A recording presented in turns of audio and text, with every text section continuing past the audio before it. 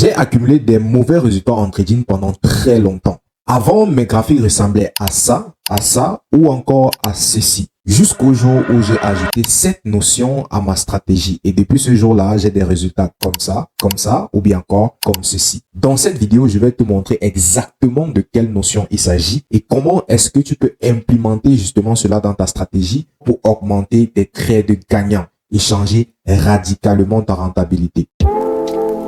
Maintenant, laissez-moi vous mettre dans le bain ou bien dans la compréhension de ce que je dis pour vous montrer que avant cela ne fonctionnait pas parce que je ne savais pas choisir les bonnes structures, mais parce que je manquais une information capitale. Maintenant, nous allons faire quelques études graphiques pour que je puisse vous montrer les erreurs que je faisais. Sûrement, vous aussi, vous allez vous reconnaître dans ces erreurs-là.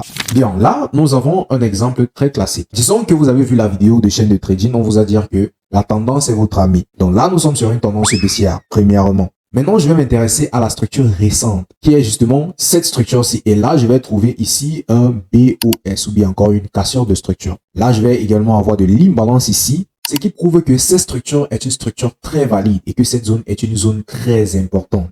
Alors, ce que je vais faire, c'est quoi? C'est que je vais placer mon entrée comme ceci. Mon TP serait ici en bas et puis mon SL, pour être un peu plus sûr, je peux dire que bon, je vais placer ça ici. Maintenant, quand je regarde la structure, je peux sûrement me dire que ok, cette structure-ci est tellement bonne, c'est une bonne structure. Ce que je vais faire, c'est que au lieu de risquer les 500 € que j'avais prévu sur ça, maintenant je vais risquer 2000 parce que ça paraît vraiment joli. Ce qui va se passer juste après, c'est quoi? C'est que le prix va revenir dans votre zone, va justement vous déclencher et puis va faire un petit mouvement comme ça voulait aller dans l'autre sens, mais après va vous retirer. Alors, si vous avez déjà vécu des scénarios comme ceci, restez jusqu'à la fin de cette vidéo parce que à la fin de cette vidéo-ci, je vais exactement vous expliquer les erreurs qui ont été commises ici et quelle est la notion qui va vous permettre d'éviter les trades comme ceci et de drastiquement améliorer votre résultat en trading. Vous posez justement dans la question de savoir, mais pourquoi est-ce que le prix ne me donne pas raison alors que tout était réuni ici? La première des choses à comprendre ici, les amis, c'est que le trading est une question de probabilité. Ça ne sert donc à rien de venir risquer tout votre argent sur un scénario juste parce que devant vos yeux, cela apparaît comme un scénario de forte probabilité. Deuxièmement, vous devez comprendre qu'une zone, c'est juste un dessin qui a été fait par vous. Ça ne veut pas dire que parce que vous avez fait un dessin sur les graphiques, le prix doit automatiquement respecter cela. Le troisième point maintenant est que une zone se doit d'être confirmée. Et là, nous allons passer donc à la notion que j'ai compris. La notion que j'ai dû appliquer sur mes prises de position, qui est la confirmation, cher ami.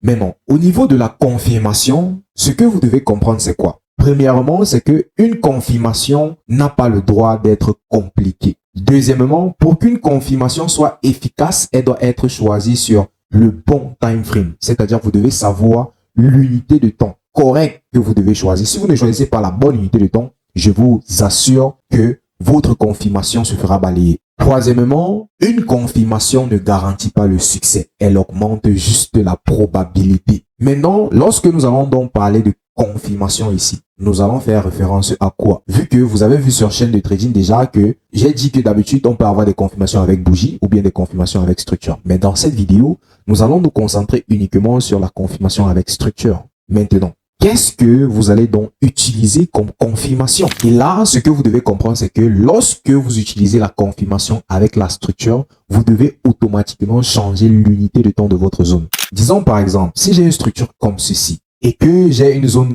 ici, lorsque le prix va venir dans cette zone-là, je ne dois pas prendre la confirmation sur cette zone-là. Non, je dois changer d'unité de temps. Ça veut dire qu'en réalité, si ceci c'est du 4 heures, je dois aller sur du 15 minutes. Si ça, c'est la structure de la semaine, je dois aller sur l'unité de temps 4 heures. Si ça, c'est la structure de 1 heure, je dois aller sur 5 minutes. Si c'est 15 minutes, je dois aller sur 1 minute pour la confirmation avec la structure. Maintenant, vous allez constater que lorsque vous allez changer d'unité de temps, vous allez voir que en unité de temps inférieure, nous avons tout simplement des mini-structures. C'est-à-dire que le prix va venir dans votre zone en créant des pics ici et des creux.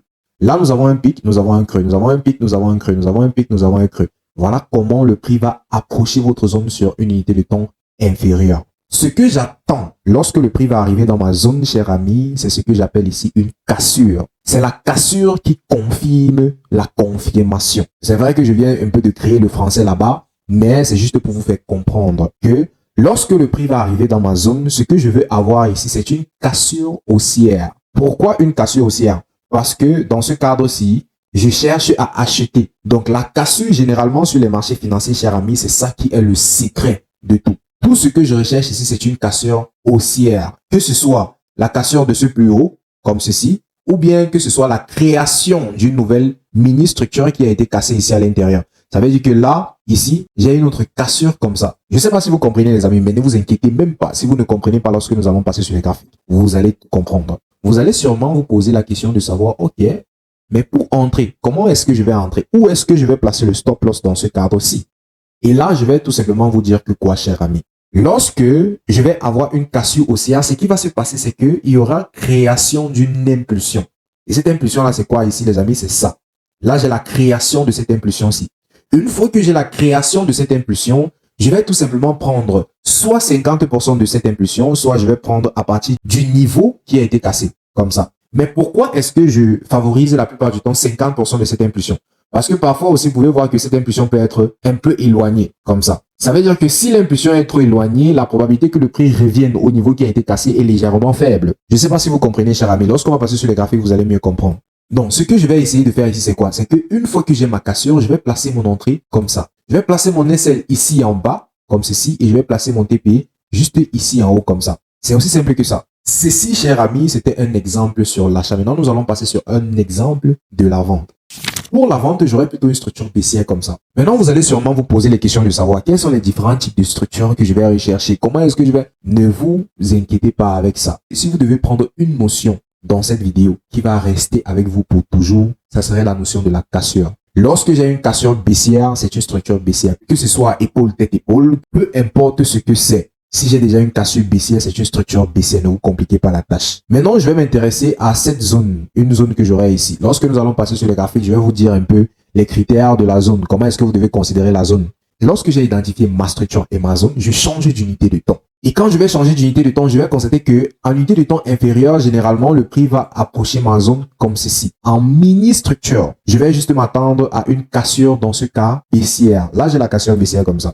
Une fois que j'ai ma cassure baissière ici, je vais tout simplement considérer cette cassure-là ou bien 50% de l'impulsion. Je ne me complique pas la tâche. Souvent, vous devez être cru avec vous-même, cher ami. Depuis que vous apprenez tous les concepts-là et que vous compliquez la tâche, est-ce que vous êtes rentable? Si ce n'est pas le cas, essayez également une méthode simple et essayez de voir si est-ce que cela va améliorer mes résultats ou pas. Là, je place comme ceci et puis je vais placer mon TP là. C'est aussi simple que ça. Maintenant, qu'est-ce que nous allons faire? Nous allons passer sur les graphiques pour une excellente explication. Et avant de passer sur les graphiques, je tiens à te dire à toi qui a fait la promesse à tes amis, à ta famille, à tes enfants, que avant la fin de cette année, tu serais rentable en trading et que ce n'est pas encore le cas. Je me suis donné pour but de vous rendre rentable avant la fin de cette année-ci. Si c'est quelque chose qui t'intéresse, clique sur le lien et rejoins-nous dans cette aventure. Le lien serait dans la description de la vidéo ou bien épinglé en commentaire. Maintenant, nous allons passer sur les graphiques.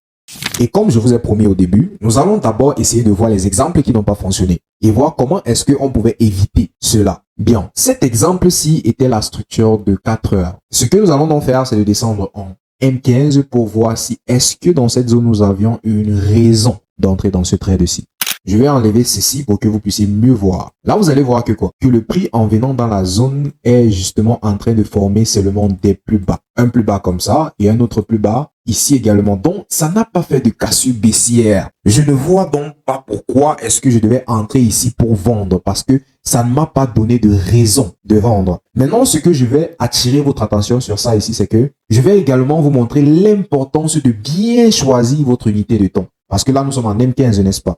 Mais j'imagine que si on descend sur des unités de temps inférieures, exemple M5 ou M3, nous allons justement avoir une cassure baissière ici, mais nous allons constater que cela n'a pas fonctionné parce que nous ne sommes pas sur la bonne unité de temps. Là, nous avons changé d'unité de temps et nous sommes sur M5. Mais non, vous allez sûrement vous poser la question de savoir, mais comment est-ce que je sais cela? Je ne suis pas magicien, cher ami. Je sais tout simplement cela avec des heures de backtest et des heures de travaux.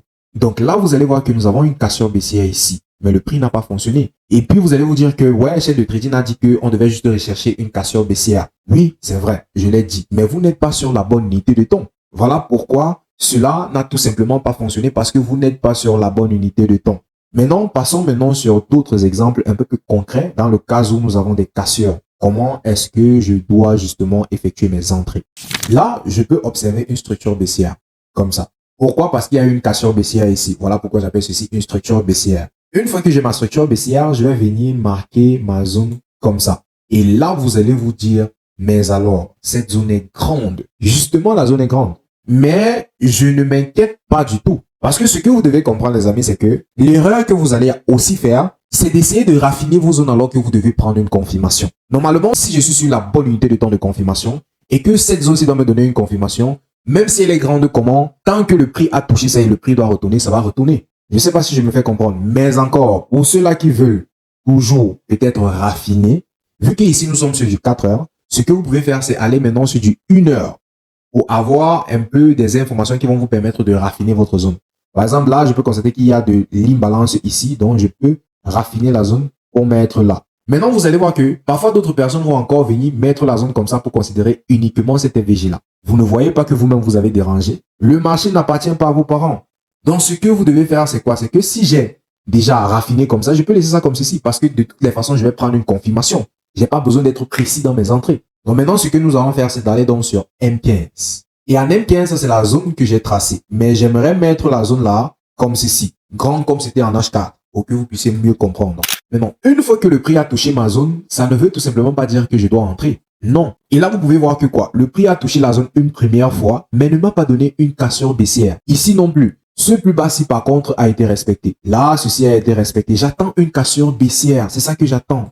Et juste comme ça, cher ami, nous avons une cassure baissière. Mais rappelez-vous d'un truc. Ce n'est pas la cassure baissière du plus bas-ci. Non. La cassure que j'ai ici, c'est la cassure de ce niveau. Je ne sais pas si je me fais comprendre. Et juste comme ça, je vais entrer sans compliquer. Je peux utiliser mon Fibonacci ici pour dessiner la zone 50 comme ça et considérer à partir de la zone 50, c'est-à-dire un peu ici plus bas. Et là, vous allez voir que ça correspond justement au niveau qui a été cassé. Donc, je place tout simplement mes entrées là-bas. Je vais placer mon entrée comme ça. Et pour le TP, ce que j'aurai à faire ici, c'est de remonter en H4.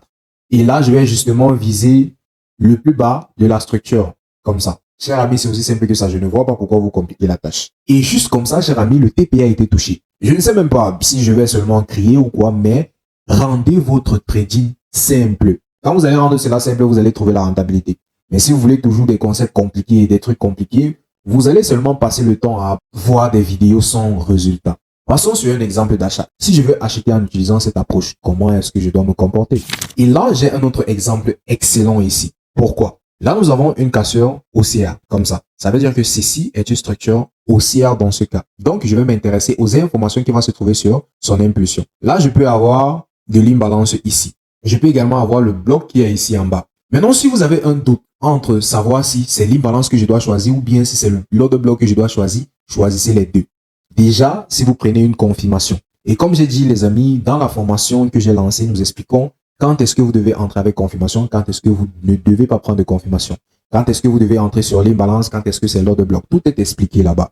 Mais ici, c'est juste pour vous faire comprendre que si vous ne savez pas ce que vous devez choisir, choisissez les deux. Et après, tout ce que vous aurez à faire, c'est juste prendre une confirmation.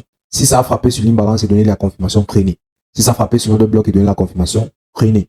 Et une fois que le prix a touché ma zone, comme ceci, ce que j'ai à faire, c'est aller sur M15. Et ici, sur M15, cher ami, j'ai un truc très important à vous montrer. Là, vous allez voir que à partir d'ici, je n'ai que des cassures baissières. Il n'y a pas de plus haut qui a été cassé. Là, ce plus haut-ci n'a pas été cassé. Ici, même ce plus haut qui est interne n'a pas été cassé. Ça a été cassé seulement avec la mèche. Et si c'est avec la mèche, ça ne compte pas. Tout simplement. Là, j'ai une petite structure ici, ça n'a pas été cassé. Rien n'a été cassé. Ici aussi, ça n'a pas été cassé avec le corps de la bougie parce que c'est ça le plus important aussi. Et là, tout ce que j'aurais à faire, cher ami, ici, c'est de patienter pour avoir une cassure haussière. OK?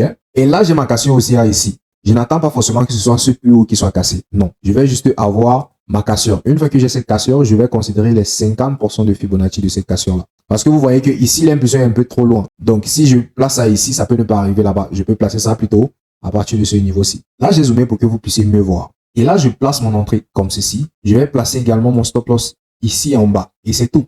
Je vais aller sur l'unité de temps supérieure. Maintenant, je vais attirer votre attention sur un truc. Vous allez voir que ici, nous avons de l'imbalance, n'est-ce pas? Nous avons un bloc ici. Je peux être tenté de venir considérer uniquement cette petite zone-ci, mais le prix peut ne pas arriver là-bas. Je ne vois donc pas pourquoi vous allez vous compliquer la tâche à chaque fois. Considérer un stop loss comme ceci n'est pas tuant. Je ne vois pas pourquoi je vais venir sur les marchés et que je vais avoir cette précision si le marché n'appartient pas à mes parents. Donc, quand j'arrive là, je considère les trucs très facilement.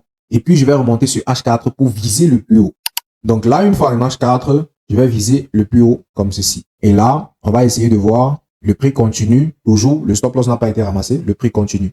Juste comme ça, notre TP a été touché. Maintenant, je vais descendre en M15 pour voir si c'est le stop loss a réellement été touché ou pas. Vous voyez? Juste à partir de là, le prix a juste continué. Si je n'avais pas pris ici, je devais également prendre quand ça devait revenir comme ça, je prenais ici aussi. Je ne sais pas si vous comprenez un peu comment ça se passe. Et là, vous allez voir que si j'avais forcément attendu que ce soit plus haut aussi, qu'il soit cassé pour que je puisse reprendre, ça ne devait pas venir. Donc, ne vous compliquez tout simplement pas la tâche. Allez-y avec cassure haussière, j'entre. J'espère que après cette vidéo-ci, j'ai dû améliorer ta façon de voir le marché ou bien encore ta compréhension. Si vous avez regardé cette vidéo jusqu'à ce niveau, laissez en commentaire rentabilité. Là, je saurai que vous avez regardé la vidéo jusqu'à la fin. Si vous voulez être rentable avant la fin de cette année et tenir la promesse que vous avez faite à vos proches, je vous conseillerais de cliquer sur le lien qui serait épinglé dans la barre des commentaires ou bien encore dans la description de la vidéo. Si vous n'avez rien compris dans cette vidéo-ci, regardez-la encore. Merci d'avoir regardé cette vidéo jusqu'à ce niveau. Ici, c'est Chaîne de Trading et je vous dis à plus.